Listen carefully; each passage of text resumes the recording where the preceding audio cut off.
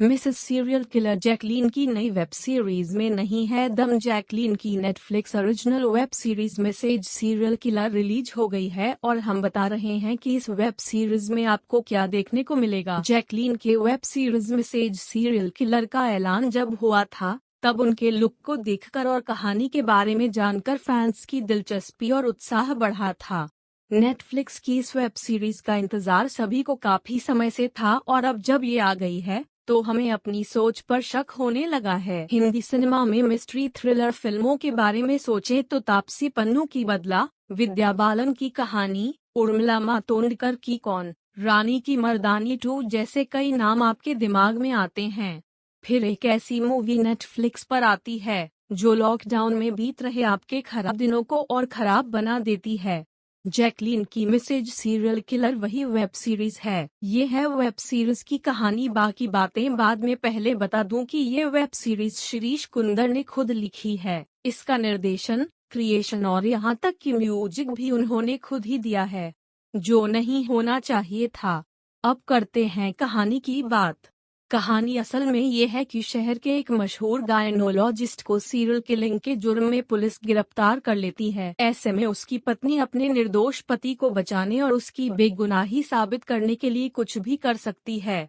Performance film में Jacqueline ने सोना का किरदार निभाया है और उनके पति डॉक्टर मृत्युंजय मुखर्जी के रोल में है मनोज बाजपेयी।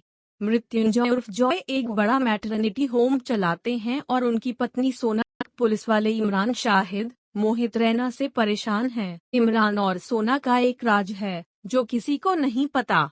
साथ ही इमरान जॉय को जेल भेजने की पूरी कोशिश में लगा हुआ है। वो कामयाब भी होता है, लेकिन फिर कहानी में ऐसा मोड़ आता है कि आप थोड़ा सा चौंक जाते हैं। इस फिल्म में चौंकने वाली बहुत सी बातें हैं वैसे, जैसे जैकलीन इतने अच्छे सेटअप वाले सीन को इतना खराब कैसे कर सकती हैं। मनोज बाजपेयी ने इस वेब सीरीज को करने के लिए हाँ क्यों किया। मोहित रैना के किरदार को वेब सीरीज के बीच में अचानक क्या हो गया, और भी बहुत कुछ। पर हम परफॉर्मेंस की बात कर लेते हैं। जैकलीन की डायलॉग डिलीवरी अभी भी उतनी ही खराब है जितनी उनके करियर के शुरुआती दिनों में हुआ करती थी।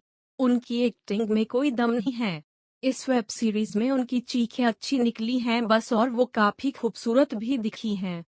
इससे पहले जैकलीन ने नेटफ्लिक्स की ही फिल्म ड्राइव में भी काम किया था।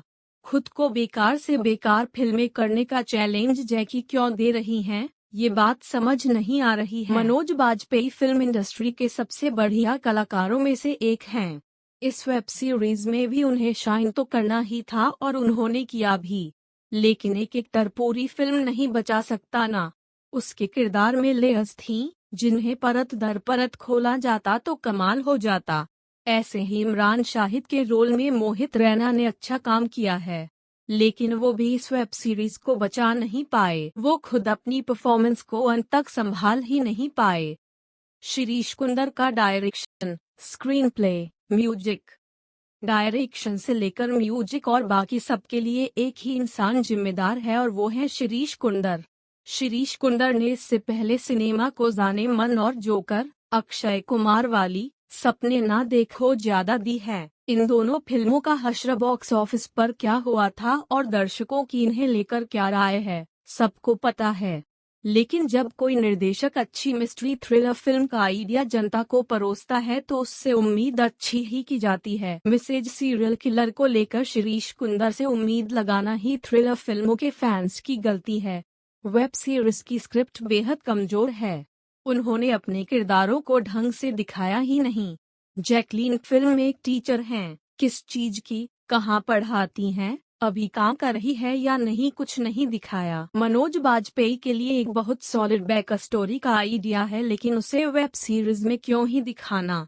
ऐसी बहुत सी चीजें इस वेब सीरीज को बद से बदतर बनाती हैं। शिरीष के डायरेक्शन में कोई दम नहीं है और डायलॉग्स तो पक्का क्राइम पेट्रोल के किसी राइटर से लिखवाए गए हैं, क्योंकि बहुत इंटेंस सीन में आपको हंसी दो ही चीजों से आती है, एक्टर्स की खराब एक्टिंग और दूसरा बेकार डायलॉग। यहाँ आपको दोनों मिलेंगे।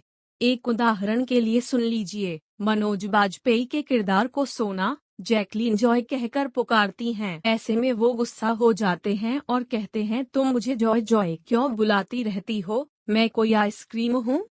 सिनेमेटोग्राफी काफी सही है।